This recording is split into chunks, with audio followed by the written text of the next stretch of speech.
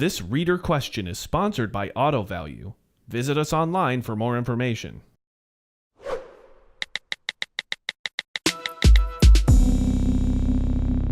Andrew Markel, Underhood Service. Today we have a reader question from Eric up in Pennsylvania, and he's wondering about poor heater performance. What's the proper way to diagnose one of these problems? Well, there's three things you should be looking at right off the bat. Number one is the coolant level. Most heater cores are located pretty high in the system, and if the coolant is low, the heater core will not have coolant in it, so it can't transfer the heat from the engine to inside the cabin. That's the first thing. The second thing to look at is the heater core itself. Is it blocked or restricted?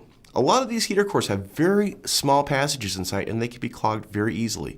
So if the customer is not properly servicing their coolant, it can cause restriction, and you'll typically get the symptom where it'll produce heat for about a minute or two and then go away. So you may have to back flush the heater core or replace it altogether. The third thing you need to look at is the thermostat itself. Most thermostats fail in the open position, so it's an open loop between the radiator and the engine block itself. So the engine doesn't have time to warm up, and typically coolant temperatures are pretty low during some of these cold winter days we have right now. So if it's open, you need to replace the thermostat. I'm Andrew Markel with Underhood Service, and Eric, I hope this answers your question.